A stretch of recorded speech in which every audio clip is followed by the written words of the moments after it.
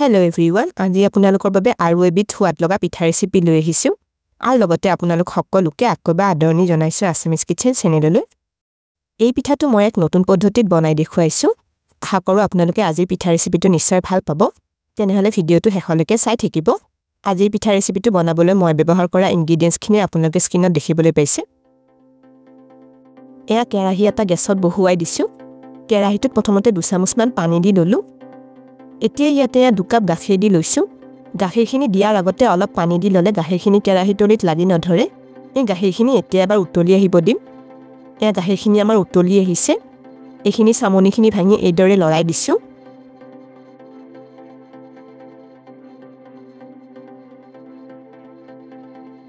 এতিয়া 1 কাপ চেনি গাখীৰখিনি দি ললো। চেনিখিনি এবাৰ মিলাই দিছো। চেনিখিনি এতিয়া গলি আহলে গাখীৰখিনি উতলিব দিম।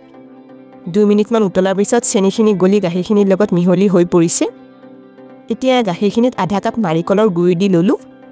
এয়া 3টামান ইলাচিৰ গুড়ি ইয়াতে দি লৈছো। আৰু লগতে 1 চামুচ ঘি দি ললো। ঘিখিনি এবাৰ মিলাই লৈছো। ইয়াতে আপোনালোকে ঘিৰ সলনি ৰিফাইন তেল ব্যৱহাৰ কৰিবও পাৰে। এতিয়া ইয়াতে 1.5 কাপ কেঁচা পিঠাগুড়ি দি লৈছো। পিঠাগুড়িখিনি এতিয়া একেৰাহে গাখীৰখিনিৰ লগত মিলাই আছো। ইয়াতে আপোনালোকে যিকোনো ভাত খোৱা চাউলৰ পিঠাগুড়ি ল'ব পাৰে। এইখিনি ডাঠ হৈ অহলে এইদৰে লৰাই থাকিব লাগিব। নহলে পিঠাগুড়িখিনি কেৰাহীটোত লাগি যাব পাৰে। এয়া চাওক পিঠাগুড়ি আৰু গাখীৰৰ মিশ্ৰণটো ডাঠ হৈ আহিছে।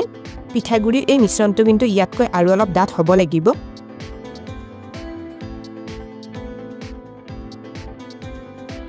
এইখিনি সময়ত পিঠাগুড়ি মিশ্ৰণটোত আৰু 1 চামুচ ঘি দি লৈছো।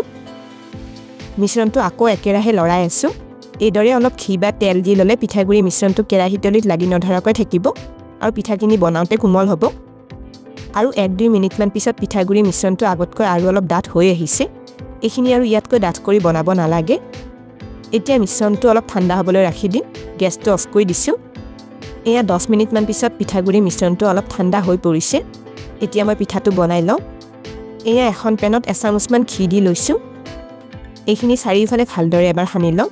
ইয়াতে আপোনালোকে ঘিৰ সলনি ৰিফাইন তেল সানি ল'বও পাৰে। আপোনালোকে ইয়াতে তেল সানি লোৱা পেন বা কেৰাহীখনত এখন কলপাত দিও পিঠাটো বনাব পাৰে। এতিয়া পিঠাগুড়িৰ মিশ্ৰণখিনি অলপ অলপকৈ পেনখনত দি লওঁ। এইখিনিতে এটা ৰিকুৱেষ্ট কৰিলো, ভিডিওটো চাই ভাল পালে লাইক আৰু শ্বেয়াৰ কৰি দিব।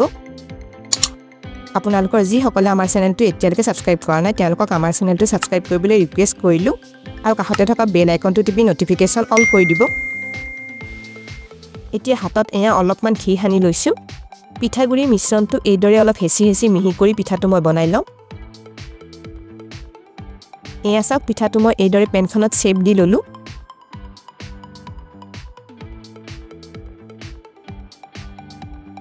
এতিয়া এয়া অলপ বাদামৰ টুকুৰা লৈছো। বাদামৰ টুকুৰাখিনি পিঠাটোৰ ওপৰত অলপ অলপকৈ দি লৈছো। আপোনালোকে বাদাম নিদিয়াকৈ এনেও পিঠাটো বনাব পাৰে।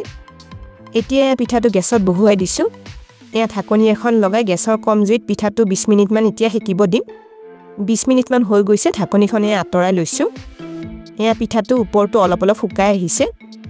এতিয়া গেছটো অফ কৰি লৈছো। এই পিঠাটো এতিয়া আনটো ফালেও সেকি ল'ব লাগিব। এখন ফাল এইদৰে পেনখনৰ ওপৰত দি উলুটাই পিঠাটো উলিয়াই লওঁ। এয়া চাওক পিঠাটো এইটো ফালে ধুনীয়াকৈ সেকি ললো।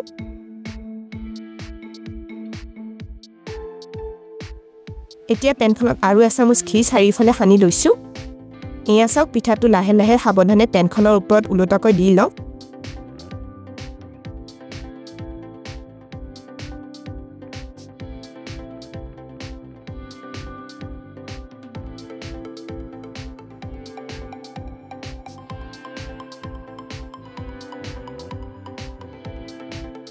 এয়া চাওক এনেকৈ দি ললো।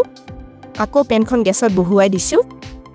এতিয়া ঢাকনিখন লগাই পিঠাটো 15 মিনিটমান কম জুইত আনটো ফালেও সেকিব দিম। 15 মিনিটমান পিছত এয়া ঢাকনিখন আঁতৰাই লৈছো। এয়া খলাডাল সোমোৱাই পিঠাটো সিজিছে নে নাই এবাৰ চাই লওঁ। এয়া খলাডালত একো লাগি অহা নাই। পিঠাটো ধুনীয়াকৈ সিজি গৈছে। যদি খলাডালত পিঠাগুড়ি মিশ্ৰণ লাগি ধৰে তেতিয়া পিঠাটো আপোনালোকে অলপ সময় আৰু সেকিবলৈ দিব পাৰে। এতিয়া গেছটো অফ কৰি পিঠাটো ঠাণ্ডা হ'বলৈ দিম। এয়া পিঠাটো ঠাণ্ডা হোৱাৰ পিছত থাল এখনত উলিয়াই লৈছো। পিঠাটো এতিয়া মই কাটি লওঁ। আপোনালোকে যেনেকৈ বিচাৰে তেনেকৈ পিঠাটো কাটি ল'ব পাৰে। মই এনেকৈ টুকুৰা টুকুৰা কৰি পিঠাটো কাটি লওঁ। এইদৰে বনোৱা গাখীৰৰ এই পিঠাটো খুব ধুনীয়া কোমল কোমল হয় আৰু খাবলৈও খুবেই সোৱাদ লাগে এয়া আছে গোটেইখিনি পিঠা মই কাটি উলিয়াই ল'লোঁ এই পিঠাটো আপোনালোকে যদি এবাৰ বনাই প্ৰায়ে বনাই খাবলৈ মন যাব তেনেহ'লে আজি পিঠা ৰেচিপিটো কেনে পালে কমেণ্ট কৰি নিশ্চয় জনাব ভিডিঅ'টো শেষলৈকে চাবৰ বাবে ধন্যবাদ জনালোঁ আৰু ভিডিঅ'টো ভাল পালে লাইক আৰু শ্বেয়াৰ কৰি দিব